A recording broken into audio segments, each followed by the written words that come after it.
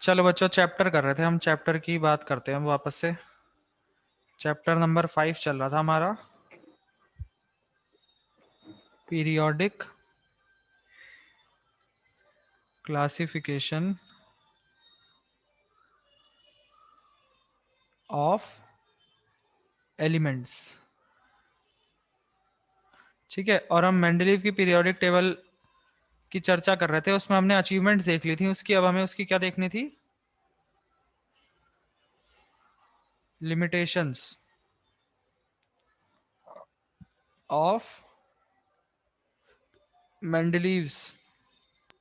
इसके बाद चैप्टर खत्म भी है। नहीं बेटा, इसके बाद तो असली माल तो बचा हुआ है अभी। असली माल में क्या है? असली माल में हो गया, आज पढ़ाई होगी असली माल की। अच्छा। स्कूल में नहीं हुआ क्या अभी तुम्हारे? नहीं भैया। नहीं भी अभी अभी नहीं हुआ। अच्छा, जाने क्या हो गया हूँ। आर्यन जी आ गए हैं, मानव जी आ गए हैं, 4 2 6, सचिन जी आ गए हैं। चलो देखो बच्चों, लिमिटेशंस की बात कर रहे थे हम, थोड़ी सी पढ़ाई कर लेते हैं जो एनसीईआरटी हमें पढ़ा रही है। वैसे तो देखो, लिमिटेशन इसकी क्या है? एक तो इसकी लिमिटेशन ये है कि हाइड्रोजन की फिक्स पोजीशन ये नहीं दे पाया है ना अपनी टेबल में। मतलब हाइड्रोजन को इसने यहाँ पर क्यों रखा है ये एक्सप्लेन नहीं कर पाया। ठीक है, क्योंकि हाइड्रोजन जो है वो मेटल और नॉन मेटल दोनों की तरह प्रॉपर्टी शो करता था, और हाइड्रोजन की जो फिक्स पोजीशन है वो तो मॉडर्न पीरियोडिक टेबल में भी नहीं है, तो इसमें कहाँ से आ जाएगी? ये तो मॉडर्न पीरियोडिक टेबल की भी कमी है, तो इसके में भी यही कमी थी। पहली कमी इसकी ये थी। ठीक है, अब दूसरी कमी इसकी क्या थी? दूसरी कमी बच्चों इसकी ये थी कि इसने सबको लगाया था कैसे? एटॉमिक मास के बेसिस पर, है ना, कि कम एटॉमिक मास वाला पहले आएगा, फिर ज्यादा एटॉमिक मास वाला बाद में आएगा।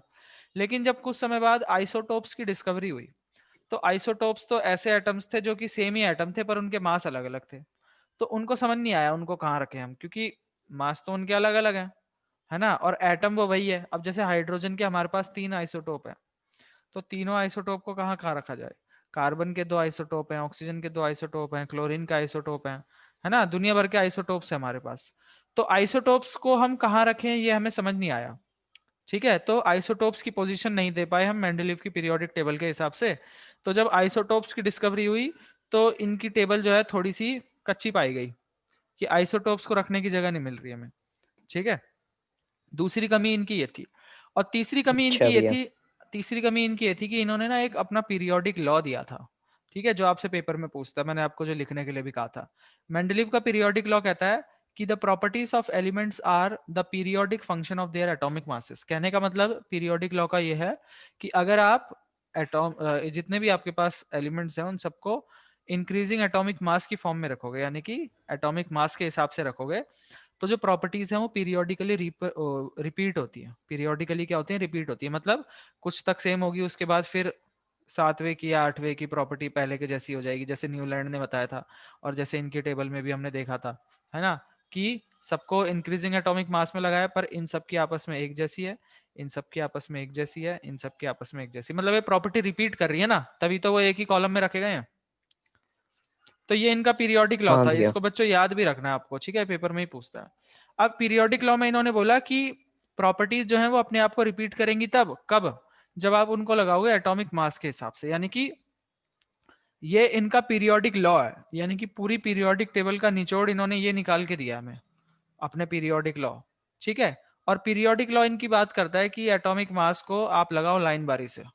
ठीक है, पर हमने पिछली क्लास में डिस्कस करा था कि कई जगह ऐसी थी जहां पे इन्होंने ज्यादा मास वाले को पहले रख लिया था, कम मास वाले को बाद में रख लिया था। अब वो इन्होंने करा तो सही था कि चलो ज्यादा वाले को पहले रख लिया, कम वाले को बाद में रख लिया, इससे प्रॉपर्टीज मैच हो रही है। ठीक है, तो ये सही चीज है। लेकिन ऐसा है क्यों कि ज्यादा वाला पहले आके फिट बैठ रहा है, कम वाला बाद में आके फिट बैठ रहा है? इसको ये एक्सप्लेन नहीं कर पाए कि ये क्यों चीज सही कर रही है, मतलब ये चीज गलत होने के बाद भी सही काम क्यों कर रही है। आई बात समझ में? चीज तो एक, जैसे मैंने अपनी क्लास का पहला रूल बताया बनाया है कि भाई सबको मैं लगाऊंगा एटॉमिक मास के हिसाब से, और जो सबसे पहला और जो सबसे इंपॉर्टेंट रूल था वही रूल ब्रेक हो गया पीरियोडिक टेबल में, है ना। और वो ब्रेक हो गया, चलो कोई बात नहीं, उस ब्रेक होने की वजह से हमें फायदा ही हो रहा है। ठीक है, लेकिन जब बातचीत चली कि ये रूल ब्रेक होने के बावजूद भी ये चीज काम कैसे कर रही है, इसके पीछे क्या रीजन है कि ये चीज, मतलब जो हमने मेन रूल बनाया कि हम सबको एटॉमिक मास के इंक्रीजिंग ऑर्डर में रखेंगे, हम वैसा नहीं कर रहे, अपने मेन पीरियोडिक लॉ को ही फॉलो नहीं कर रहे, पर तब भी ये चीज काम कर रही है ना, ठीक है, फिट बैठ रहे हैं। तो ये कैसे काम कर रहा है ये समझ नहीं आया, मतलब ये क्यों सही हो रहा है, जब हम गलत कर रहे हैं तो ये सही हो कैसे रहा है ना, एटॉमिक मास आगे पीछे होने के बाद ये सही हो कैसे रहा है। तो इस चीज को एक्सप्लेन नहीं कर पाए। ये 3 इनके लिमिटेशंस हैं, ठीक है, जो कि आपको लिखने हैं, अभी पॉइंट वाइज लिखवा दूंगा मैं, पहले पढ़ाई कर लेते हैं क्या कहता है। कहता है electronic configuration of hydrogen resembles that of alkali metals, like alkali metals hydrogen combine with halogens oxygen and sulphur. एक सेकंड रुकना बच्चों।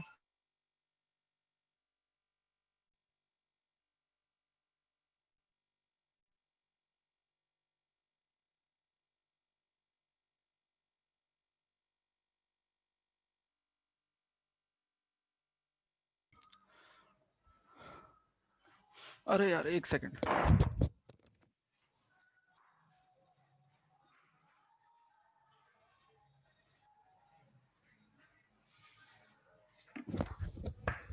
हाँ जी बालकों,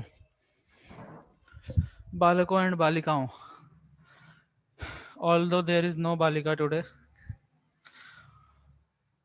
we have 5 balaks। चलो बच्चों। ऑल दो कह रही है अब तो। हाँ फिर क्या बोलूं। कुछ नहीं लिया। हाँ तो देखो ये कहता है एल्कली मेटल्स होते हैं बच्चों हमारे, ये सबसे पहले वाले लिथियम सोडियम पोटेशियम, इनको हम एल्कली मेटल्स बोलते हैं। तो ये कह रहा है कि जो इसकी इलेक्ट्रॉनिक कन्फिग्रेशन है हाइड्रोजन की, वो तो एल्कली मेटल्स के जैसी, यानी कि लिथियम सोडियम पोटेशियम की जैसी है, लेकिन एक प्रॉपर्टी इसकी नॉन मेटल के जैसी है। जैसे जो नॉन मेटल्स होते हैं हमारे, ऑक्सीजन हो गया या क्लोरीन हो गया, फ्लोरीन हो गया, ब्रोमीन हो गया, आयोडीन हो गया, ये डाई एटॉमिक मॉलिक्यूल की फॉर्म में रहते हैं, है ना। तो ये प्रॉपर्टी हाइड्रोजन में भी, हाइड्रोजन भी डाई एटॉमिक मॉलिक्यूल की फॉर्म में रहता है, H2 की फॉर्म में, है ना। तो इसने बोला इलेक्ट्रॉनिक कन्फिग्रेशन तो इसकी इनके जैसी है, एल्कली मेटल्स के जैसी है। On the other hand, just like halogens, hydrogen also exist as diatomic molecule and it combines with metals and non metals to form covalent compound, ठीक है। और जैसे जो नॉन मेटल है ये कोवलेंट कंपाउंड बनाते हैं, तो हाइड्रोजन भी कोवलेंट कंपाउंड बना लेता है, ठीक है। तो ये प्रॉपर्टी इसकी नॉन मेटल के जैसी है। तो certainly no fixed position can be given to hydrogen. This was the first limitation of Mendeleev's periodic table. He could not assign a correct position to hydrogen in his periodic table. फिर उसके बाद कहता है isotopes were discovered long after Mendeleev had proposed his periodic table. Let us recall that isotopes of an element जिनकी property same होती है पर मास अलग होता है, ठीक है, ये isotopes होते हैं। Thus, isotopes of all elements posed a challenge to Mendeleev's periodic law. Another problem was that the atomic mass do not increase in a regular manner in going from one to next. So it was not possible to predict how many elements could be discovered between two elements, especially when we consider heavier elements. ठीक है, ये predict करना कि इनके बीच में और नए कितने खोजे जाएंगे, फिक्स पैटर्न नहीं है ना। जैसे 6 के बाद 9 आ गया, अब जैसे हमको लग रहा है 3 से बढ़ रहा है, फिर तो 10 ही आया, 1 से ही बढ़ा, है ना। अब जैसे दो रैशनल नंबर के बीच में तो इनफाइनाइट रैशनल नंबर हो सकते हैं, है ना। इसी तरह दो मास है 9.01 टू 10.81, इनके बीच में तो कितने भी खोजे जा सकते हैं, है ना। तो हम प्रिडिक्ट नहीं कर सकते कि कितने खोजे जाएंगे या नहीं खोजे जाएंगे। तो इसमें भी दिक्कत आई। आई बात समझ में, ये इनकी लिमिटेशंस हो गई। ये हाँ क्लियर है भैया। बच्चों? हाँ भैया। क्या बात है, पंकज ने फुल वॉल्यूम कर रखी है लग रहा है। हाँ अब देखो बच्चों, सबसे पहली लिमिटेशन क्या थी इनकी कि he could not assign a fixed position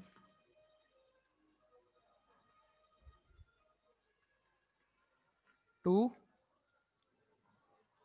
hydrogen as hydrogen possess properties same as both भैया इन metals सब लिमिटेशन और हमें याद करना है। and non metals। हाँ जो मैं लिखवाता हूं ना बच्चों, हाँ वो तो भैया। वो तो इम्पोर्टेंट सबसे ज्यादा है जो मैं लिखवा रहा हूँ, जो मैं हवा में कह दे रहा हूँ वो तो एक बार को मतलब आ सकता है नहीं आ सकता वो बात की बात है, पर जो मैं लिखवा रहा हूँ अपने हाथ से, मैं इसलिए लिखवा रहा हूँ क्योंकि आप लोग लिख नहीं पाओगे, है ना, लैंग्वेज बना के। तो अगर मैं लिखवा रहा हूँ तो समझ जाओ ये तो इंपॉर्टेंट है ही, ठीक है। ये पूछे जाते हैं, इसकी मेरिट्स भी पूछी जाती हैं और डीमेरिट्स भी पूछी जाती हैं। आई बात समझ में। इसी तरह हम बोलते हैं कि position of isotopes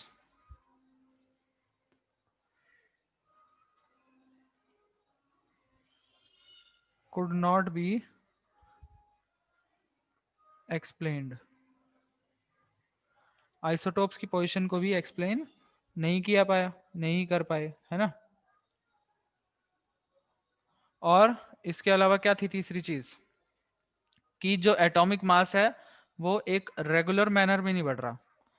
Another problem was that atomic mass do not increase in a regular manner, so it was not possible to predict how many elements could be discovered between two elements, especially when we consider heavier elements। खासकर तब जब हम बात करते हैं बड़े elements की। तो ये हो जाएगी हमारी लिमिटेशन नंबर 3। ये 3 लिमिटेशंस याद रखनी है बच्चों आपको। ये क्लियर है? आगे चले? हाँ भैया। ठीक है। नेक्स्ट है अब हमारे पास modern periodic table. Modern periodic table, ठीक है। मॉडर्न पीरियोडिक टेबल ये पूछ लेता है आपसे कि ये किसने दिया है, तो ये दिया हमारे किसने, हेनरी भाई ने, हेनरी ये मोजले। इनका तो एकदम परफेक्ट हुआ। हाँ, मोजले की इनका तो स्पेलिंग, परफेक्ट हुआ। मोजले की स्पेलिंग देखते हैं। मोजले की स्पेलिंग में ई है, ए नहीं है।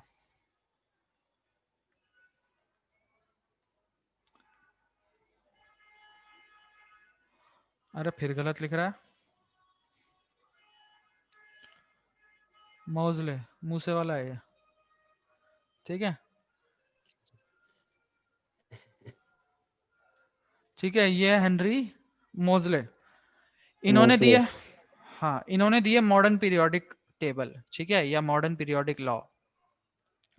अब इन्होंने जो हेनरी मोजले ने दिए 1913 में, हेनरी मोजले शोड दैट एटॉमिक नंबर जो है, अब देखो सबके सब जो गलती कर रहे थे उस गलती को पकड़ लिया इन्होंने कि गलती कहाँ आ रही है, दिक्कत कहाँ आ रही है, ये पकड़ लिया इन्होंने, ठीक है। इन्होंने देखा कि मेंडलीव की जो चीज थी वो गलत क्या हुई, गलत हुई उसकी बात एटॉमिक मास की, है ना। मेंडलीव ने गलत बात किसकी करी, एटॉमिक मास की। और इससे पहले वाले भी एटॉमिक मास की बात गलत कर रहे थे, तो इसका मतलब एटॉमिक मास को तो लेना नहीं। अच्छा, मेंडलीव की पीरियोडिक टेबल से अच्छी चीज क्या निकल के आई, मतलब मेंडलीव ने ऐसा किस चीज पर ध्यान दिया कि उसकी जो पीरियोडिक टेबल थी वो अच्छी बन गई। तो मेंडलीव ने एटॉमिक मास के साथ किस चीज पर ध्यान दिया था, केमिकल प्रॉपर्टीज पर, केमिकल प्रॉपर्टीज पर। वाली एक साथ रख दिए थे उसने। हाँ। अब बच्चों जो केमिकल प्रॉपर्टीज होती है ना किसी भी मेटल या नॉन मेटल की, मतलब केमिकल प्रॉपर्टीज कैसे होती है, जब वो केमिकली किसी से रिएक्ट करेगा, और केमिकली जो एलिमेंट्स होते हैं वो आपस में रिएक्शन कैसे करते हैं, इलेक्ट्रॉन के लेन देन से या इलेक्ट्रॉन की शेयरिंग से, ऐसी तो होती है ना केमिकल रिएक्शन। केमिकल रिएक्शन कैसे होगी, हाँ भैया। जब इलेक्ट्रॉन का लेन देन होगा या तो आयनिक कंपाउंड बनेंगे या इलेक्ट्रॉन की शेयरिंग होगी यानी कि कोवलेंट कंपाउंड बनेंगे। यानी कि खेल किसका है, खेल है इलेक्ट्रॉन का, है ना। खेल किसका है, इलेक्ट्रॉन का। अब देखो इलेक्ट्रॉन का तो मास हम नेग्लिजिबल लेते हैं, तो हम एटॉमिक मास को तो कंसीडर कर ही नहीं सकते। अच्छा, इलेक्ट्रॉन के जैसा और क्या हो, मतलब जितने हमारे एलिमेंट में इलेक्ट्रॉन होते हैं उतने ही हमारे एलिमेंट में क्या होते हैं, प्रोटॉन्स। प्रोटॉन्स भी होते हैं। और प्रोटॉन से क्या निकल के आता है, protons, atomic atomic number. Number. जितने प्रोटॉन होते हैं उतने इलेक्ट्रॉन होते हैं और उतना ही एटॉमिक नंबर होता है। तो इन्होंने बोला कि भैया हमें पकड़ना पड़ेगा एटॉमिक नंबर, ठीक है। अच्छा इन्होंने भैया, बोला, इनने कोने से वो पकड़ लिया एटॉमिक नंबर। हाँ इन्होंने बोला कि मेंडलीव ने सारी बातें सही करी हैं, बस उसको मास की जगह एटॉमिक नंबर पकड़ना था।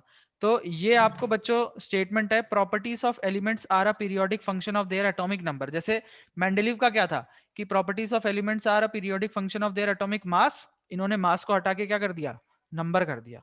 इन्होंने मास को हटा के क्या कर दिया, नंबर कर दिया, और यहां से इन्होंने दिया मॉडर्न पीरियोडिक लॉ। कभी अगर आपसे बोले कि मॉडर्न पीरियोडिक लॉ लिखो, मॉडर्न भैया इनके पीरियोडिक नाम पे क्यों नहीं है ये? लॉ, क्योंकि इन्होंने कुछ रेवोल्यूशनरी चेंज नहीं करा, इन्होंने थोड़ा बहुत ही चेंज करा ना, बस मास की जगह अच्छा, नंबर कर दिया। असली की कॉपी कर दी इनने तो ये। बाकी काफी कुछ वो कर ही गए थे मेंडलीव जी। ठीक है, खूना पक्का मॉडर्न, है। हाँ मॉडर्न पीरियोडिक लॉ क्या कहता है कि properties of elements are a periodic function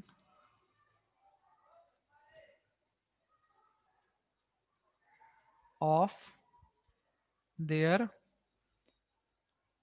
atomic number. ठीक है, यह है मॉडर्न पीरियोडिक लॉ। अगर मेंडलीव का पीरियोडिक लॉ आता है तो यहाँ पर नंबर की जगह मास कर देना, वो मेंडलीव का पीरियोडिक लॉ हो जाएगा। आई बात समझ में? ये हाँ चीज भैया। क्लियर है बच्चों? हाँ भैया। हाँ, अब देखो ये हमारी मॉडर्न पीरियोडिक टेबल।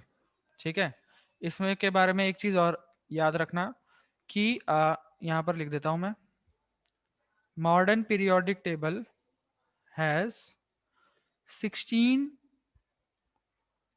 16 क्यों लिख रहा है, 18 वर्टिकल कॉलम्स, जिनको हम क्या बोलते हैं, groups, and 7 horizontal rows. Periods. हाँ, इनको हम क्या बोलते हैं, पीरियड्स। ठीक है, तो जो मॉडर्न पीरियोडिक टेबल है इसके अंदर 18 ग्रुप हैं और 7 पीरियड्स हैं। ये बात ध्यान रखनी है आपको। ये बात आई समझ में बच्चों? हाँ भैया। हाँ भैया। हाँ, अब हम आएंगे अपने नेक्स्ट टॉपिक पर और आखिरी टॉपिक पर चैप्टर के। ये नहीं है वो है trends in the modern periodic table. Modern periodic table के अंदर ट्रेंड्स क्या है, यानी कि हमारी प्रॉपर्टीज चेंज कैसे कैसे होती हैं। Trends in modern periodic table. ठीक है, मॉडर्न पीरियोडिक टेबल में हमारी जो प्रॉपर्टीज हैं वो चेंज कैसे कैसे होती हैं, और हम किस किस प्रॉपर्टीज की बात करेंगे बच्चों। देखो, हम करेंगे एटॉमिक साइज की बात। एटॉमिक साइज को कई बार एटॉमिक रेडियस भी कहता है। ठीक है, इसकी बात करेंगे। इसके अलावा हम मेटालिक कैरेक्टर की बात करेंगे। ठीक है, मेटालिक कैरेक्टर बोले या इलेक्ट्रोपॉजिटिव नेचर बोले। ठीक है, या बस दो ही बोलेगा। इसी तरह नॉन मेटालिक कैरेक्टर देखेंगे हम, नॉन या मेटालिक इलेक्ट्रोनेगेटिव नेचर। कैरेक्टर या इलेक्ट्रोनेगेटिव नेचर। नेचर।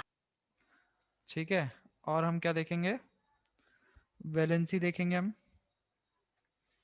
और वैलेंस इलेक्ट्रॉन्स देखेंगे हम। ये सारी प्रॉपर्टीज देखेंगे। अब बच्चों यहाँ से आपको कुछ चीजें समझनी है। देखो, पहले इन ये सब, ट्रेंड्स है भैया इसके।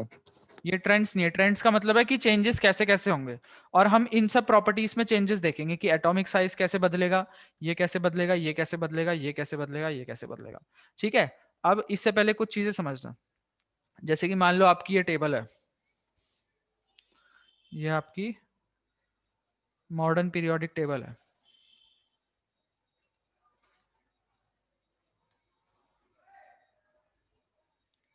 ठीक है,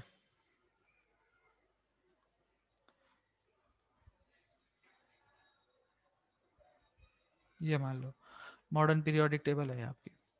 ठीक है,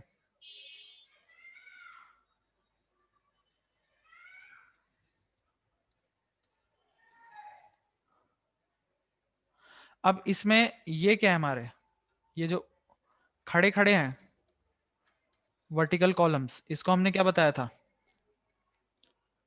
ग्रुप्स। ठीक है, और ये क्या है हमारे, periods. पीरियड्स। हाँ ये हमारे पीरियड्स। ठीक है, तो जब हम अपनी पीरियोडिक टेबल में मूव करते हैं तो हम दो तरीके से मूव कर सकते हैं। या तो हम एक ग्रुप में आएंगे ऊपर से नीचे की ओर, ठीक है, या हम पीरियड में मूव करेंगे लेफ्ट टू राइट, ऐसे यहां से भी मूव कर सकते हो आप ऐसे। ठीक है, मतलब हम असल में मूव नहीं करेंगे, हम प्रॉपर्टीज को देखेंगे कि प्रॉपर्टीज कैसे चेंज हो रही हैं जब मैं लेफ्ट से राइट की तरफ देखता हूं। ठीक है, तो एक तो मैं देख सकता हूं कि पीरियड में कैसे चेंज हो रही है, और एक हम देख सकते हैं ग्रुप में कैसे चेंज हो रही है जब हम ऊपर से नीचे की ओर आते हैं। आई बात समझ में? तो देखो इस तरह से देखेंगे हम, जैसे कि मान लो हम बात करते हैं सबसे पहले एटॉमिक साइज की। अब जो हो रहा है ना बच्चों, इसको बड़े ध्यान से समझना, इस पे क्वेश्चन बनते हैं। या एटॉमिक रेडियस की अब जो चीजें हो रही हैं इनको ध्यान से समझना। हम एक काम करते हैं, हम पीरियोडिक टेबल भी ढूंढ के लगाते हैं जरा।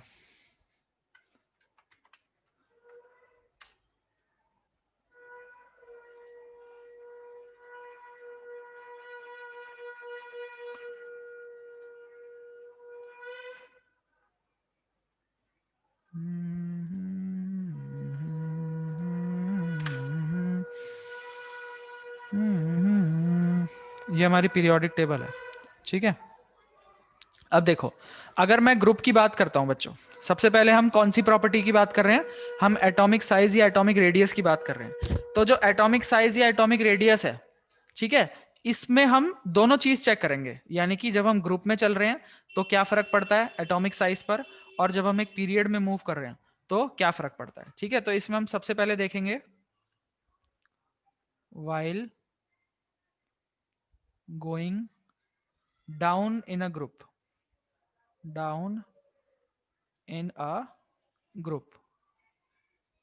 ठीक है, जब मैं एक ग्रुप में नीचे की तरफ जाऊंगा तो देखो, जैसे सबसे पहले इसको ग्रुप को पकड़ लेते हैं। इस ग्रुप में मैं क्या कर रहा हूं, नीचे की तरफ जा रहा हूं। इस ग्रुप में हम क्या कर रहे हैं, नीचे की तरफ जा रहे हैं, जैसे हाइड्रोजन, फिर लिथियम, फिर सोडियम, फिर पोटेशियम। अब जरा इन चारों को हम कंपेयर करते हैं। देखो जैसे हमारे पास है हाइड्रोजन, लिथियम, सोडियम, पोटेशियम। अब आप लोग मुझे बताओ, जब मैं ऊपर से नीचे की तरफ आऊंगा तो जो मेरा एटॉमिक साइज है या एटॉमिक रेडियस है वो इंक्रीज हो रहा होगा, डिक्रीज हो रहा होगा, या सेम रहेगा एटम का साइज? क्या लगता है आपको? ये बढ़ रहा होगा, इंक्रीज इंक्रीज इंक्रीज करेगा भैया, इंक्रीज। हाँ देखो, अगर मैं हाइड्रोजन की इलेक्ट्रॉनिक कॉन्फ़िगरेशन की बात करूं तो हाइड्रोजन का एटॉमिक नंबर 1 होता है, हाँ भैया, तो इसकी इलेक्ट्रॉनिक कॉन्फ़िगरेशन भी 1 होगी। लिथियम का 1। एटॉमिक नंबर 3 होता होगा है, इसका तो और कुछ। इसकी जो इलेक्ट्रॉनिक कॉन्फ़िगरेशन है वो क्या होगी, 2,1। अगर मैं सोडियम की बात करूं तो इसका 11 होता है, 2,8,1। और अगर पोटेशियम की बात करूं 2,8,8,2। 1। ठीक है, अब इसमें हम देख रहे हैं कि क्या हो रहा है, जैसे जैसे ये हम 2 ऊपर नहीं से, आएगा क्यों आएगा पोटेशियम? 2? अच्छा 19, हाँ 19, ठीक है ठीक भैया। है, तो जैसे जैसे हम ऊपर से नीचे की ओर आ रहे हैं तो हमारे क्या बढ़ रहे हैं, नंबर ऑफ शेल्स बढ़ रहे हैं। अब नंबर ऑफ शेल्स बढ़ने का मतलब क्या है, इसका जो एटम का स्ट्रक्चर होगा वो किस तरह होगा, इसका हमारा एटम का स्ट्रक्चर ऐसा होगा, ये न्यूक्लियस है, ये एक शेल है, इसमें एक इलेक्ट्रॉन घूम रहा है। इसका स्ट्रक्चर कैसा होगा, ये पहला शेल, ये दूसरा शेल, इसमें 2 शेल होंगे, इसमें 1 2 3 शेल होंगे, और इसमें 1 2 3 और 4 शेल होंगे। तो हम देख रहे हैं इंक्रीज कि होता जा रहा है जैसे भैया ये जैसे तो। नंबर ऑफ शेल बढ़ेंगे तो साइज तो बढ़ेगा ही ना। तो इसमें हम लिखते हैं कि एज वी मूव, ये लास्ट वाला पोटेशियम का है। हाँ, down in a group, the number of shells increases, so the atomic size or the atomic radius increases। ठीक है, अगर आपसे क्वेश्चन आएगा ना, देखो फिर से अगेन मैं इसको लिखवा रहा हूं, इसका मतलब इसका क्वेश्चन आता है ना, क्योंकि इस चीज को मैं लिखवा रहा हूं।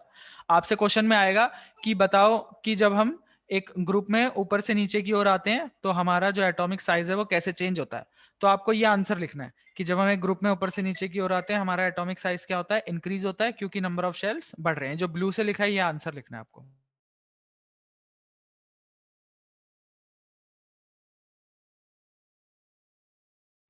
लर्न करना है इसको। अच्छा भैया डायरेक्ट आता है तो उसको लर्न करना है। नहीं यार, अरे अरे अरे अरे पंकज बेटा थोड़ा सा वो कम करो, कुछ दिक्कत कर रखी है आज तुमने। इसके माइक से ऊर्जा आ रही है बहुत सारी। हाँ ठीक है बच्चों, तो ये आपको आंसर के रूप में लिखना है इसको, ठीक है। इस तरह से नोट्स की फॉर्म में बना लेना। अब ये हमने बात करी है ग्रुप की, अब इसी तरह हमें बात करनी है while going across a period, ठीक है। या इसकी जगह ऐसा भी आ सकता है while going left to right in a period, ठीक है। एक पीरियड में जब हम लेफ्ट टू राइट जाएंगे तो देखो जरा फिर से हमारी पीरियोडिक टेबल को। अब जैसे देखो मैं सेकंड पीरियड की बात करता हूं, इस वाले पीरियड की। तो इस वाले पीरियड में जब मैं लेफ्ट टू राइट जाता हूं तो मेरे पास क्या है, lithium, beryllium, boron, carbon, nitrogen, oxygen, fluorine, neon, ठीक है। जरा हम इनको बना लेते हैं। हमारे पास क्या है, lithium, beryllium, boron, carbon, nitrogen, oxygen, fluorine, neon, ये है ना मेरे पास एक पीरियड में। हाँ भैया। ये सारे के सारे एक ही पीरियड में आ रहे हैं, है ना। तो हाँ भैया। एक सेकंड, हाँ अब देखो जब हम एक पीरियड में लेफ्ट टू राइट जाएंगे तो पहले तो प्रिडिक्शन करो जरा, क्या लगता है साइज बढ़ेगा घटेगा या सेम रहेगा। बढ़ेगा। चलो हम एक काम करते हैं, इलेक्ट्रॉनिक कॉन्फ़िगरेशन लिख देते हैं। इसकी है 2 1, इसकी है ये 2 2, बढ़ेगा। इसकी है बढ़ना 2 3, चाहिए भैया। 2 4, 2 5, 2 6, 2 7, 2 8। अच्छा एक काम करते हैं फिर, इनके वो भी बना देते हैं। ये पहला शेल, ये दूसरा शेल, दूसरे शेल में एक इलेक्ट्रॉन है, पहले में 2 है। इसका भी बना देते हैं, ये पहला शेल इसमें 2, ये दूसरा शेल इसमें भी 2। इसके बना देते हैं, पहला शेल इसमें 2, दूसरा शेल इसमें 1 2 3। इसका बना देते हैं, ये पहला शेल इसमें 2 और ये दूसरा इसमें 1 2 3 सही 4। रहेगा। ये तो बढ़ नहीं रहा, सेम हो रहा है। इसमें 2 है, इसमें कितने, 1 2 3 4 5। इसमें पहले शेल में 2 और दूसरे शेल में 1 2 3 4 5 6। इसमें पहले शेल में 2, दूसरे शेल में 1 2 3 4 5 6 7। इसमें पहले शेल में 2 और दूसरे शेल में 1 2 3 4 5 6 7 8। ठीक है, तो इसीलिए मैंने बच्चों आपको एटॉमिक पिक्चर बना के दिखा दी है ना, कि कैसा एटम है इसका, ताकि आपको थोड़ा सा क्लियर हो जाए। अब बताओ आंसर आपका क्या है। भैया सेम सेम। है तो। जब मैं एक पीरियड में लेफ्ट टू राइट जाऊंगा तो हमारा एटॉमिक साइज, एक एटम का साइज कैसा रहना चाहिए, सेम। सेम। सेम रहना चाहिए, है ना। लेकिन ऐसा होता नहीं है बच्चों, क्या करें यार, ऐसा है नहीं। ठीक है अब ऐसा क्यों नहीं है, इसका रीजन देख लो। आप एक बात बताओ, आप एक बात बताओ कि ये जो न्यूक्लियस है इसके अंदर क्या है, प्रोटॉन्स और न्यूट्रॉन्स। प्रोटॉन, हाँ प्रोटॉन, प्रोटॉन्स न्यूट्रॉन्स। ठीक है। और बाहर घूम रहे हैं इलेक्ट्रॉन्स, है ना। इलेक्ट्रॉन्स। और प्रोटॉन्स उसके का काम बाद क्या होता है कि इलेक्ट्रॉन्स को अपनी तरफ खींच के रखना, अपनी तरफ जकड़ के रखना, होल्ड रखना, होल्ड है ना। करना। हाँ अब जरा देखो इसकी बात करना और इसकी बात करना। इसका ये न्यूक्लियस है, ये पहला शेल है, ये दूसरा शेल है। इसका देखना, ये न्यूक्लियस है, ये पहला शेल है, ये दूसरा शेल है। 1 2 3 4 5 6 7 8। अब देखो बच्चों, इसका जो न्यूक्लियस है, इसके न्यूक्लियस के अंदर कितने प्रोटॉन्स हैं, 3। 3। 3। इसका जो न्यूक्लियस है उसके न्यूक्लियस के अंदर कितने प्रोटॉन्स हैं? 10। अच्छा, अब 10। बच्चों अभी मैंने 1 मिनट पहले एक बात बोली थी कि जो जो न्यूक्लियस है इसके अंदर प्रोटॉन्स हैं, और प्रोटॉन्स जो हैं, या मैं कहूं जो न्यूक्लियस है वो इलेक्ट्रॉन्स को अपनी तरफ जकड़ के रखता है ना? क्या करता है? जकड़ के रखता है, यानी कि एक ऐसा फोर्स लग रहा है जो कि इनको सबको सेंटर की तरफ खींच रहा है कि नहीं खींच रहा है ना? हाँ भैया। यानी कि सेंटर से फोर्स लग रहा है। क्या मैं ये कह सकता हूं कि हम ऐसा मान सकते हैं कि हमने सेंटर पे एक मैग्नेट रखा हुआ है जो कि अपने आसपास की चीजों को खींच रहा है, चिपका रहा है अपनी तरफ? ऐसा मान सकते हैं हम? हाँ मान लो भैया। ठीक है। अब एक मान बात लो बताओ, भैया। ये सेंटर पे हमने एक मैग्नेट रखा है जिस मैग्नेट की पावर है 3, ठीक है, और इसकी रेंज यहां तक तो है ही ना, तभी तो ये इस वाले को खींच रहा है। और ये वाला हाँ जो भैया। मैग्नेट है इसकी पावर है 10, और इसकी भी रेंज सेम ही है, मतलब जितना दूर ये है उतना ही दूर ये भी है ना। तो अब एक बात बताओ कि इन इलेक्ट्रॉन्स को ये वाला न्यूक्लियस पावरफुल हुआ कि नहीं हुआ? देखो जो डिस्टेंस है न्यूक्लियस से लेके सबसे बाहर वाले शेल का, वो तो सेम ही है, इसका भी और इसका भी, क्योंकि नंबर ऑफ शेल तो सेम है ना। यहाँ पे भी नंबर ऑफ शेल 2 हैं, इसके भी 2 हैं, इसके भी 2 हैं, इसके भी 2 हैं, इसके भी 2 हैं, इसके भी 2 हैं, इसके भी 2 हैं, सबके नंबर ऑफ शेल तो 2 ही हैं। लेकिन जो न्यूक्लियस की पावर है वो बढ़ गई कि नहीं बढ़ गई? यानी कि जो जिस रेंज में खींचना था वो रेंज खींचने की तो उतनी ही है, लेकिन न्यूक्लियस की शक्ति बढ़ गई कि नहीं बढ़ गई? हाँ भैया। तो जो जकड़न होगी वो और बढ़ जाएगी कि नहीं बढ़ जाएगी? बढ़ जाएगी। बड़ी कैसे भैया? बड़ी कैसे न्यूक्लियस की ये हो? समझ नहीं आया। इसके पास प्रोटॉन कितने हैं? 3 है भैया। और इसके पास प्रोटॉन कितने हैं? 10 है भैया। 10। तो इसका न्यूक्लियस ज्यादा पावरफुल है या इसका न्यूक्लियस ज्यादा पावरफुल है? उसका भी है 10 वाले का। अब एक बात बताओ, मैं बोल रहा हूँ कि एक ना 10 वाले का भी है। एक हल्का सा मैग्नेट है, उसके पास हमने इस चीज को रखा, इसने अपनी तरफ इसको खींच लिया, और एक बड़ा मैग्नेट है, पावरफुल मैग्नेट है, ठीक है, उसके भी हमने इतनी ही पास किसी चीज